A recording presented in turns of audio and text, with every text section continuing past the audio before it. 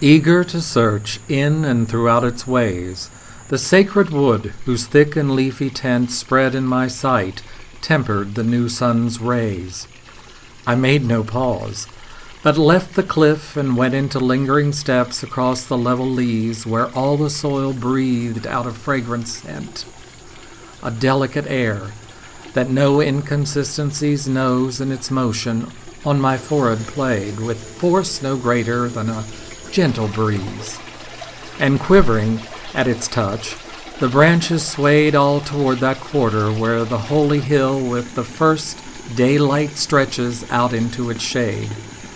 Yet ne'er swayed from the upright so, but still the little birds, the topmost twigs among, spared no to practice all their tiny skill. Rather they welcomed with rejoicing song the dawn wind to the leaves, which constantly to their sweet chant the burden bore along. So, in Chiasé's pine wood by the sea, from bough to bough the gathering murmurs swell when Aeolus has set Scirocco free. Now, when my footsteps, slowly as they fell so far from the ancient wood, were set that where I first come in I could not tell. Lo, they were halted by a rivulet, which ran from right to left, its ripples small bending the grasses on the edge of it. And whatso waters over here we call clearest were cloudy by comparison with this, which hides not anything at all. Though darkly, darkly it goes flowing on beneath the everlasting shade, which never lets any ray strike here of sun or moon. I stayed my foot, but let my eyes pass over to see the fresh and various profusion of flowery branches on yonder side of river. And there appeared to me, as when the intrusion of some new wonder takes one unaware and throws all one's ideas into confusion, a lady all alone, who wandered there singing and plucking flower on floweret gay, with which her path was painted everywhere. Prithee, fair lady, that in love's warm rays does sun itself, if looks that want to be the index of thy heart mean what they say. Advance, said I, if it seem good to thee, so near the river, that thou dost sing. The words thou singest may be clear to me. Oh, thou dost put me to remembering of who and what were lost. That day her mother lost her Proserpine and the flowers of the spring. As a dancing lady turns with her toes together, foot by foot set close and close to the ground, and scarcely putting the one before the other, so she to me, as moves a maiden bound by sweet decorum, modest eyes downbent among the red and yellow flowers turned round.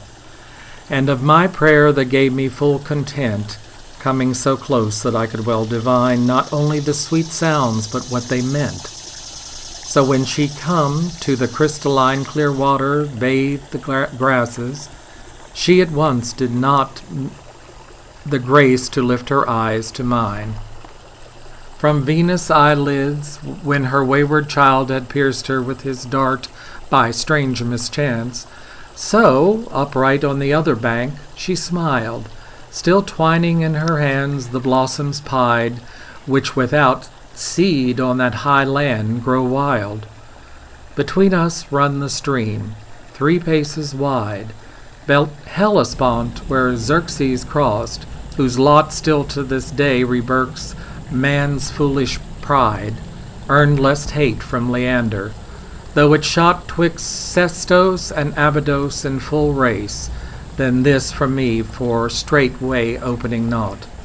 You are newcomer here, and, as I guess, said she, my smiling on this spot elect to be the cradle of the human race, may make you wonder, and perchance suspect, but the Psalm Delectasti gives you light to illuminate your clouded intellect. And thou in front, who didst my approach invite, wouldst thou know more, ask on. I came prepared to answer questions and content thee quite. I said, The water and the forest stirred to music seemed to contradict what I had come to think from what I heard lately. She, therefore, I will tell the reasons why these things are so, which cause perplexities, and thus I'll make the offending mist to fly. The Most High good, that his sole self doth please, making man good and for good, set him in this place as earnest of eternal peace. And every tree is potent to give out virtue when smitten, which impregs the air, and those encircling waft it all about. Thus the earth itself conceives and bears, as in itself 'tis apt, or to its skies adapted, divers trees of kind diverse. These being known, there need be no surprise, should some plant over yonder now and then without apparent seed from earth arise. Thou must know further that this holy plain beneath thee teems with seeds of everything, and in its womb breeds fruits ne'er plucked of men. This water that thou seest wells from no spring, by condescension of cold cloud supplied, like streams that have their spate in slackening, but from a fount whose sure and constant tide, ever by God's good will, regains at source whatever it freely spends on the other side. With twofold powers it runs a twofold course. This side blots all man's sin from memory. That side to memory all good deeds restores. Lethe on this side, and that side Inoe. We name it, and to make it work complete, this must be tasted first, then secondly. I add a rider just at my good pleasure. That word should outrun promise is no crime, and no less dear. I think thou prize the treasure. Those men of yore who sang the golden time in all its happy state, may indeed they on Parnassus dream of this fair clime. Here was the innocent root of all man's seed. Here spring is endless. Here all fruits are. Here the nectar is which runs all in their ready. Then, to my poems standing in the rear, I wheeled right around, and by their smiles saw plain that this last gloss had not escaped their ear. So turned to face the lady bright again.